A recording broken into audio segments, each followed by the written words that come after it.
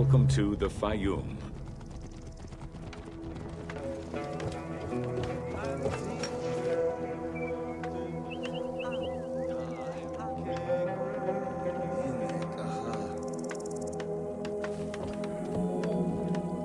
The Faiyum Oasis is an enormous basin in the western desert that formed from the Nile's overflow. As such, it is not considered a true oasis, though it gives its name to the region, which covers Lake Moeris. The oasis harbors some of the oldest archaeological artifacts of the region, indicating that the area has been inhabited by hunters and gatherers since the Neolithic period.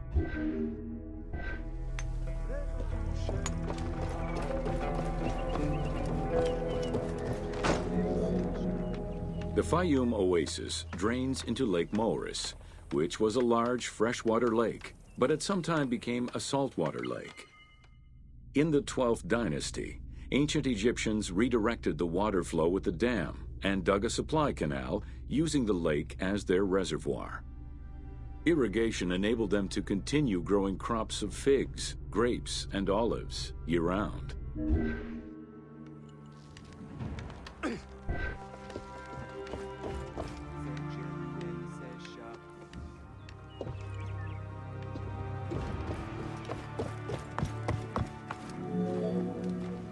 Reed boats, feluccas, triremes, and kerkeros were the most commonly found craft within the landlocked waters of Egypt. They were used for various purposes, ranging from daily fishing, trade, warfare, and travel, to the ferrying of massive stone blocks used to build the great monuments of Egypt.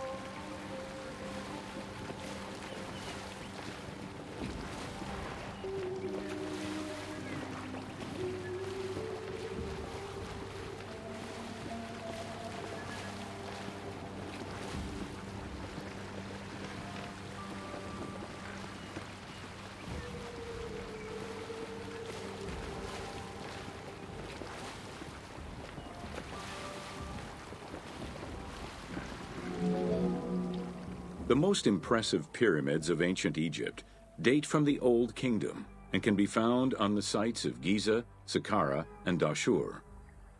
However, one particularly famous pyramid of the time is located elsewhere. During the Middle Kingdom, some pharaohs chose the Faiyum as their final resting place. One such ruler was Amenemhat III. His pyramid left a mark on the imagination of antique chroniclers. They referred to it as the Labyrinth, mostly due to the vast mortuary temple complex at the foot of the pyramid. Herodotus mentioned that he had visited 12 courts and over 3,000 of its chambers. But he was also well known for being prone to hyperbole.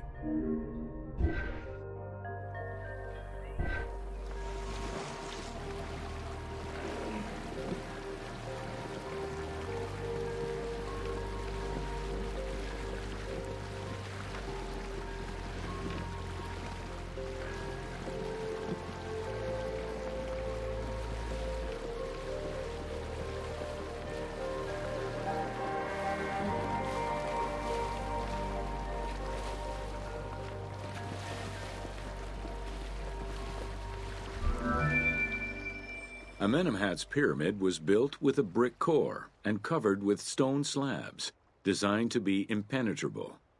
The burial chamber, made out of a single block of sandstone, is unique in its design. Richard Lepsius and Flinders Petrie both explored the pyramid site, measuring 385 meters by 158 meters, and identified it as the location of the labyrinth. Their research conditions were difficult, as most of the site had been submerged by the nearby canal. Furthermore, the stones from the complex and the outer casing of the pyramid had been quarried away long ago. Ubisoft decided to give life back to this lost monument and the many crypts that were said to be devoted to the sacred crocodile god, Sobek.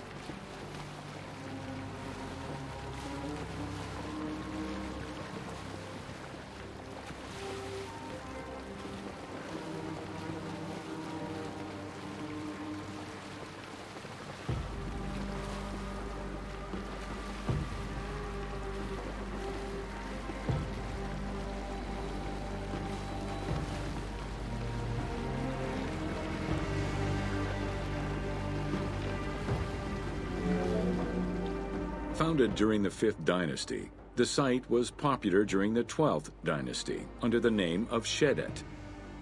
During the Ptolemaic era, the metropolis was named Crocodilopolis by the Greeks, in honor of the crocodile god Sobek.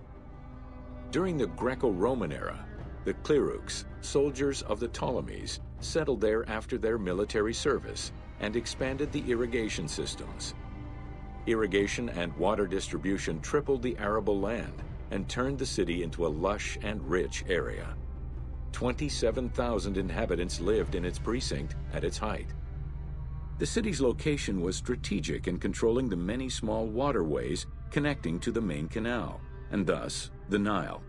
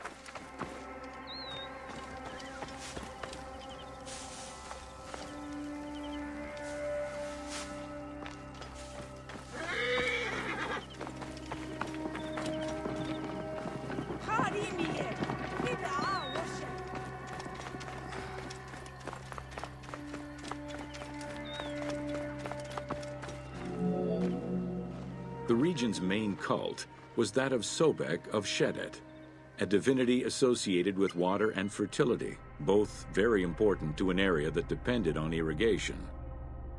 Many local villages had the title Town of Sobek added to their official designations. During festivals, ancient Egyptians recited hymns to Sobek, asking for his divine intervention.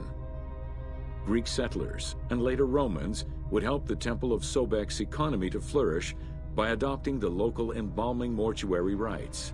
Their sarcophagi were beautifully painted and adorned with amazingly realistic portraits.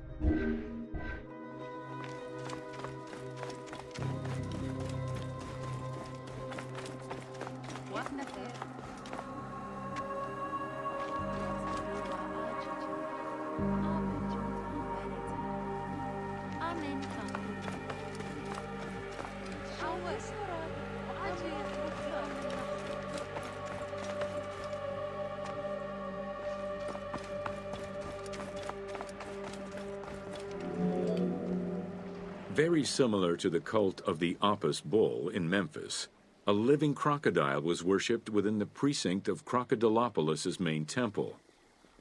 Known as Sobek to the Egyptians and Sukkos to the Greeks, it was reported by Strabo that priests fed it with meat, wine, and honeyed milk. They covered its body with jewels and gold. After its death, it was embalmed and placed within the crocodile's grotto, alongside thousands of other mummified crocodiles.